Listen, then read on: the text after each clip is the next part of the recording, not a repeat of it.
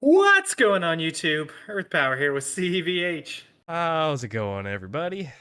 We have more deck profiles for you today, so strap in. We're starting off with the quick one, Fire Nature Rush for the Season 3 bracket tournament. Trying to find another best deck. Yeah, we could Will it just be talk Fire about Nature this Rush this one. season? Who knows? Could just talk Yeah, about it for 10 minutes if you want, yeah, old yeah. time's sake. 45 minutes. I don't know. Yeah, very first video. Go check it out. Yeah, it's Fire Nature Rush. You can see that I sloppily just threw it together on the table because I knew we were going to talk about it for all of maybe 60 seconds. But yeah, just playing around with the flex spots again, right? I think we spoke about this a little bit.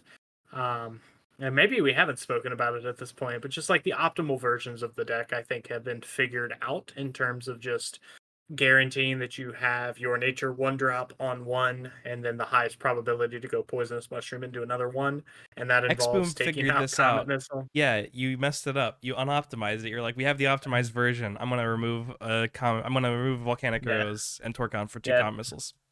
exactly. Yeah, so wanted to play two comet missiles. Was feeling spicy with some of the blocker decks we had coming into season 3.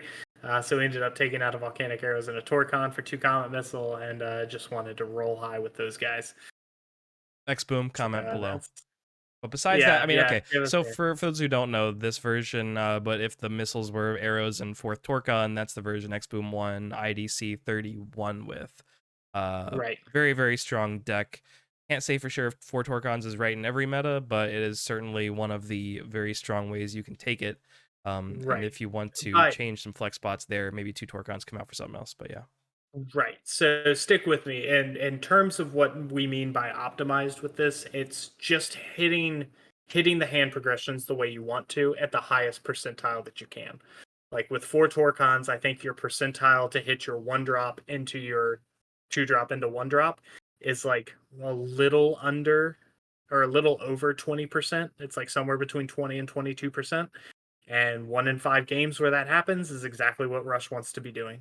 And then you're just playing speed attackers after that. So that's what I mean by optimization.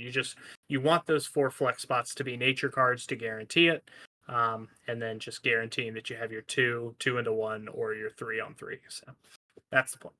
But sometimes to But play yeah, like Deadly Fighter over arrows, another thing. Maybe you want it three Torcons and one Kamikaze.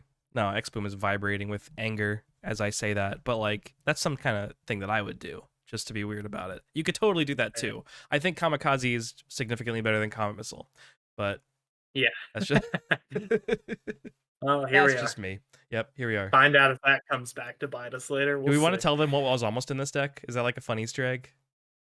There was a Oh card. yeah, I guess we had a bark whip in here prior to. I think it actually was in a match because I only had two Torcons with me when we recorded, so we threw a bark whip in here, but ended up going to three Torcons because we noticed that the bark whip was never seen in the match Yep. coming up. So yeah, keep a sharp eye. If you see a bark whip, let me know. Yeah. Comment the timestamp. But yeah, the match coming at you here in the next couple of days. Stay tuned. I'll have Gorby back in the booth, and we'll be having some fun with that one. Nice. Moving right along to a very different deck, right? We doing the slow one Yeah, next? Light Dark yeah, Fire yeah, for Nature, sure. Phal slash Forbos Control. It's back for season 3. What's changed? It's what's changed is we have some more fun two drops, right? Wait, does this Ghost not have Touch, sleeves on it? extra. Sure don't. All right. I had to remake the deck after I tried to figure out my list for IDC 32. So had to go back and actually put this list together, and I'm pretty sure I got it right. So hopefully we're good. You should use Yeah, everybody KMC can. inners like Alex. He knows what he's doing. Yeah, for sure. So, yeah, Foul's back. More two drops in an extra Belix. We took out a hammer for a Ghost Touch. We're still at the two Soulswap limit, but we got to play an extra Cranium Clamp in this, which is super fun. And I guess in lieu of the Logic Cube, right? Like that would have been a card would have been neat to kind of fit in here. But felt like the three Foul, three Forbos was the way to go. Let this deck have a stronger mid to late game. Because I think that's look at season one, losing to the Forcive Mana Burn. This deck just wants to have a stronger mid game against decks like that, and we just really wanted to lean into it. Yeah, and I think season 2 It did lose to Waterfire, and we realized that maybe and I'll take some of the hate for this. I kind of made it a little bit less good against aggro decks, just to fit in some more cool cards that I really like to play in these kind of decks. But we kind of toned it back and made a more principled version of the deck that has some early game to fight off those rush decks. And I personally really like playing cards like Ghost Touch and Hammer in a deck like this because they're so easy to recycle. They're so cheap. For all those times, for example, when like your opponent has one card in hand, then it feels kind of wasteful to Lost Soul it or to play a 4 mana Cranium Clamp, right? Like you can just be like, Phal, Ghost Touch, 7 mana, easy, done. Wipe my hands of this situation.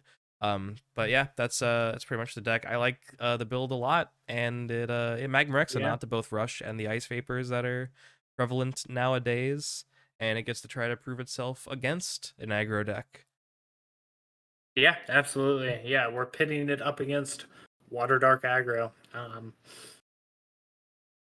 And there it is. And this deck Shout is outs to Claw Alpha. yeah, Yeah, this deck is Claude's for sure. 100%. 40 out of 40 absolutely. cards are Claude's. Yeah, no, we ripped this deck completely from one of the lists that he posted. I think from either IDC 31 or one of the IDCs before the last CIDC. He's been super high on this deck for the past couple of months, and we just felt like it needed to be here, especially after like the Hydru's success that we saw through season one, and then realizing that I think we just had a clunkier version that was just slightly more optimized than the decks we were playing in season one, before it just completely fell off the rails in season two. This deck definitely leans more into just being more on meta, and handling just being annoying for all of the decks that exist, right? You and I were just talking about it a moment ago prior to recording this, that I don't know that this deck has bad matchups. I Nothing think glaring. most of them. Right. Yeah. Most of them are coin flippy. I say coin flippy, but like most, I don't think it has a matchup that's less than 50-50. So, and it has a lot of great matchups because it's just an aggro deck. It can just get under a lot of some of these clunkier, bigger, control and mid range builds. And Spin Slicer is just impossible to deal with on turn two without a shield trigger, Terror Pit, Soul Swap, just something that can remove it. Well, in the And mirror match, you there's just got not a lot of Melnia. that going around anymore. Yeah. Yeah, well, yeah, Melania has to swing though, and if you're on the play, True. Spin Slicer's going to be fine. So, But yeah, yeah, and comparing it to Bart, yeah, it's another one of those decks that's like very optimized. Like looking at the list, like the weakest card is Propeller Mutant, but you could maybe make the case like someone's gonna take this card out for like more Unicorn Fish or something. But 14 2 drops is intentional on Claude's part. He doesn't want yeah, to dip down to 12, even yeah, though 12 is still probably enough. Most times he just wants that extra percentage. The only other thing you could possibly do is like depending on the meta, Paladin and Unicorn Fish could turn into two of one or the other. But like that's pretty much it, right? Like all of the other cards are just four ofs. There isn't really much arguing against any of them. yeah, yeah. It's tough, right? Because like the one thing that's glaring about this deck is like your strongest two on curve that's not Spin Slicer off of guard is Spinning Terror, right? Like Water and Dark don't really lend themselves to having the Ganta and Pigs, or the Snip Striker, Bull Razor, the bigger, even Solgala off of like some tempo he plays with like Spiral Gates and things like that. It's just it doesn't lend itself to having the big two drop. So it has to win in other ways. And Melnia is one of those ways. Spinning Terror is one of those ways. But the rest of the twos, like, it's just tough to find slots for. And really, Jewel Sprite is there just to net a little bit of advantage. You're drawing your shields, something that most decks aren't going to do against an aggro deck. And then obviously Propeller Mutant's just kind of annoying to deal with. But Yeah. yeah, it's just like you don't really have any strong power creatures. You just have things that are, just something to do on two if you miss your Terror, your Melanie, or your Spin Slicer. So And the only thing that really means is like twofold. A, you have to play a little more tactically against other aggro decks. Like sometimes you have to actually mind your trades and do that. And you can't always be like the Fire Nature Rush player, just like jamming face and making them figure it out. And sometimes you also get blown out by Burst Shot in this deck more than other aggro decks because all your stuff dies to it. But that's really the only yeah, implication of the power. yeah, and even in like some of those aggro decks, looking and into the future, this deck, if it makes it out of its round, is going to play the winner of Fire Nature Rush and Wave Strikers. Like Spin Slicer is just a 5,000 power blocker sometimes. Like, not only is it trading well with a lot of cards, but sometimes it can just be the body that deals with some of the other aggro and tempo decks. So, you can just kind of let it sit there until it's ready to start swinging. So, it's kind of neat. Yeah.